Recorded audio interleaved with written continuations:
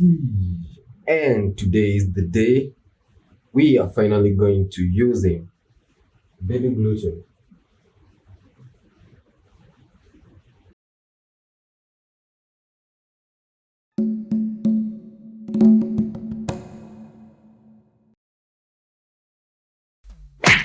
Then chef, it's Rico, and this is probably the best pizza you're ever gonna make. So what's different about this pizza is we're using a sourdough culture. What this does is it does improve the flavor of your pizza. If you've ever needed a dough and then you've left it in the fridge and then you used it the next day, you can find the flavor is usually so high. So using this, that flavor is going to be like 10 times better. Okay, so we're making pizza. And this one is a little bit different. You do need to do a little bit of planning before you make this kind of pizza because you're using sourdough starter. But the end result is going to be very rewarding. So let's begin. In my small bowl, I have 250 grams of flour, a little bit of yeast, just like 1 gram. That's going to like spike this yeast, and it's going to help your dough be a little bit of soft. 160 grams of water. And to this, to my 250 grams of flour, that's where I'm going to add 100 grams of wild yeast. Whoa. So you've seen how that has collapsed. So I fed this a few hours ago, and right now it's all nice and ready to go. So in this I need 100 grams of wild yeast. If you want to know how to make your own yeast, I'm going to show you in another video, but you can still go to my website on where you can find the recipe on how to make your own yeast at home. So I need about 100 grams of yeast in this dough, and that's 100. You can go ahead and leave this back in your fridge. So obviously you've seen the first procedure is taking out your wild yeast from the fridge, feeding it, letting it get active all the way up, and then you can use it. So after adding in your wild yeast, just go ahead and give this, you can go ahead and give this a little bit of a mix.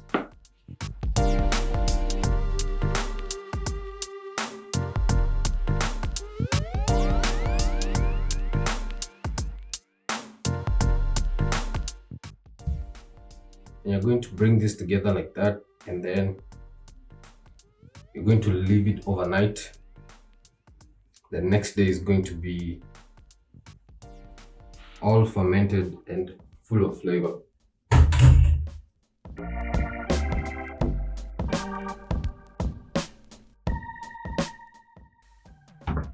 You're going to find that it's going to be quite a wet dough, but that's how it's supposed to be. So once you have that mixed up, you can go ahead and leave this in the fridge, and we're going to come back to it tomorrow. So I went a step further and let this ferment for 3 days.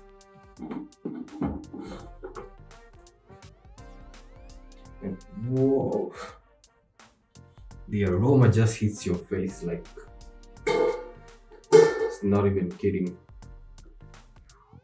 So this is how it's looking after 3 days. You can see all the bubbles and the aroma. I'm telling you, it's strong. You can also see it's a sort of a wet dough. That is because of the sourdough we used. It's gonna be, and it's gonna feel different. So we're gonna take this out and we are going to let it ferment for another hour before we start putting anything on it or we start working on it.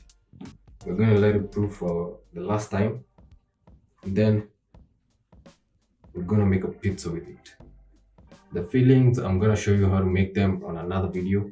But if you go to my website, you will see all the recipes written there. So let me go ahead and take this out. It is very wet. I'm going to let it proof for another hour.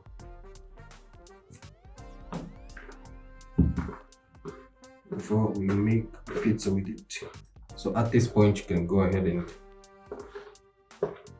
preheat your oven at the max. So you're going to preheat your oven at the maximum temperature that you can get. The smell on this dough is amazing. I'm just wondering how it's going to taste. You can see it's very wet. So what you're going to do is going to fold it over itself like so. This is going to make it go and get tighter and tighter.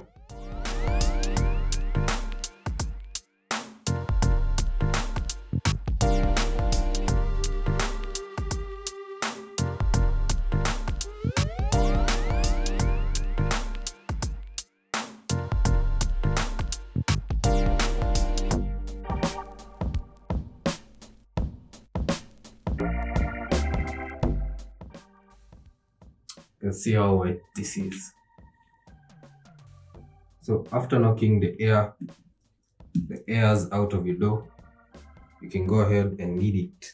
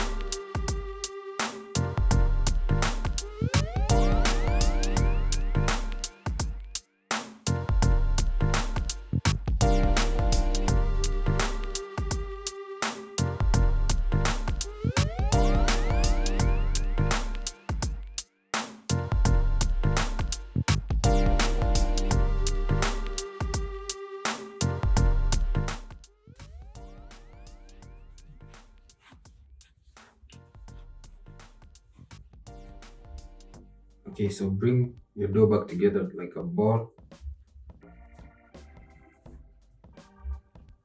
And we're going to let it ferment again for like an hour or so. So we're gonna give it an hour, then we're gonna come back to it and finally make the pizza.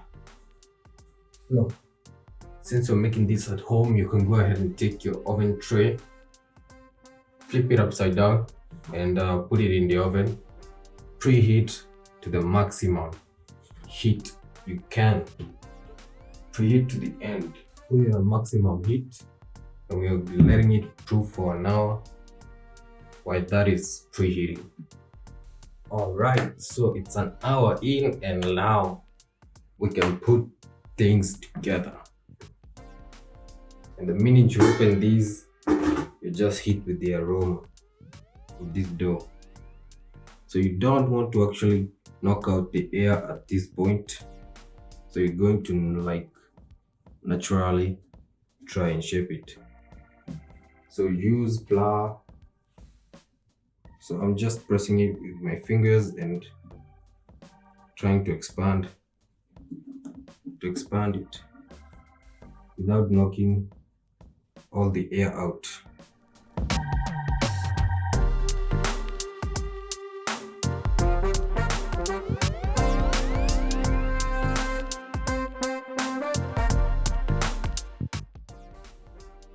This is going to be very difficult. I don't know how I'm going to get it on my tray. This is so wet.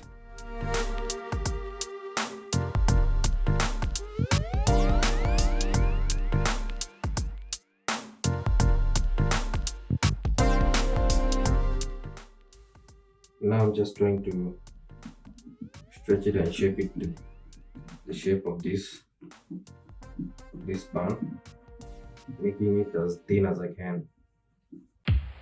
Shake it like you mean it, baby. Come on and dance with me. Come on. Shake it like you mean it, baby. Come on. Dance with me. And from here, you want to make sure that it is actually moving so that it doesn't get stuck. The way you see that it's getting stuck here.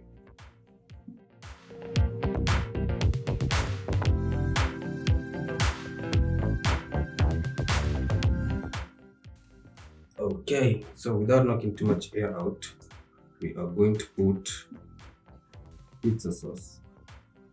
We're going to put a little bit of the pizza sauce on top and spread it.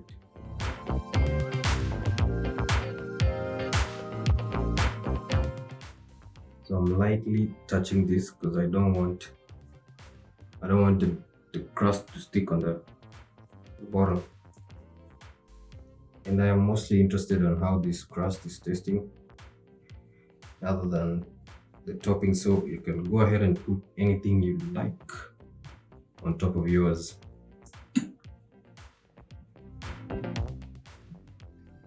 But mine is some little bit of meat. This is minced meat. I made similar to the one for samosa, so you can check that out on my other videos.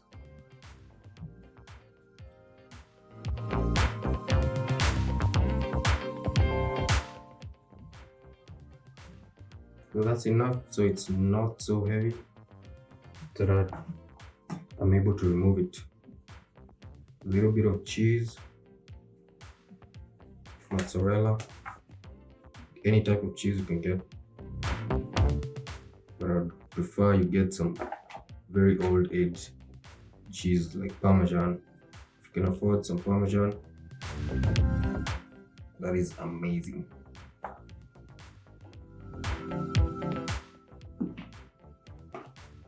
I love cheese, so don't worry if you're going overkill on it. You can go ahead and grate a little bit of Parmesan if you can get.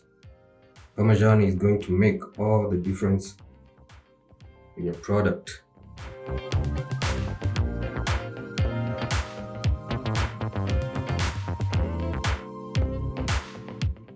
A lot of Parmesan cheese.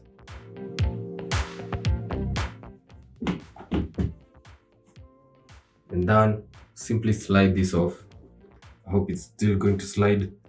And look at this sizzling beauty. You can tell mine didn't come off the pan very perfectly, but it is not the shape that matters, it is the taste. We are going to test it once we get it off this pan.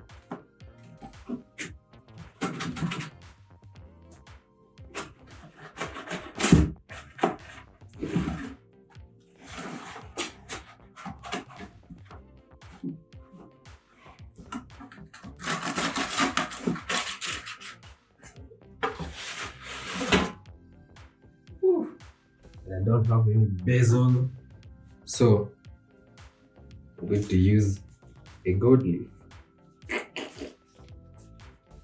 I don't have any basil, so a gold leaf in the middle. Oh, this is reacting to heat.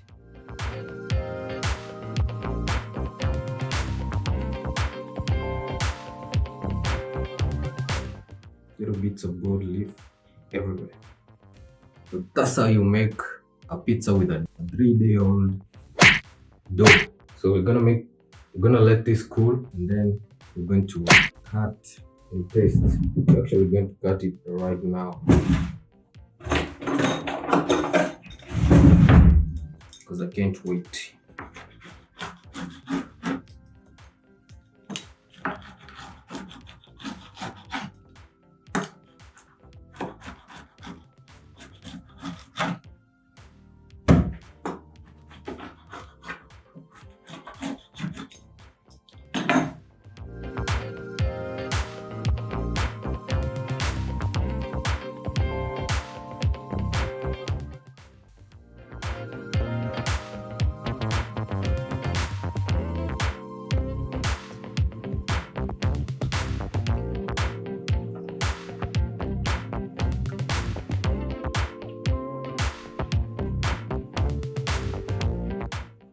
Mm. This is definitely something to try. I mean, all the flavors are like super enhanced. The flavor from the crust only, it's amazing.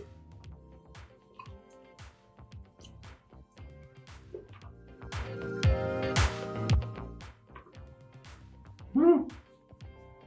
Mm-hmm. This is how I'm going to be making pizza from now on. This crust is like amazing. This crust is amazing. Like, can you see this?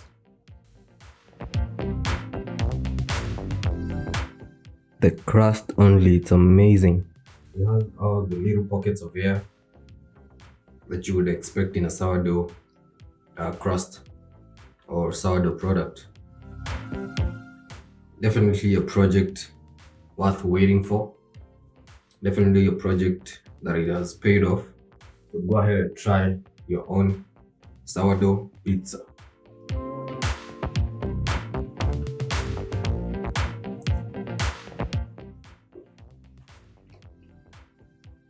Now see you in the next one.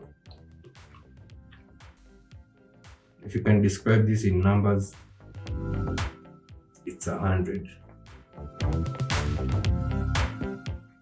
This was definitely worth the wait.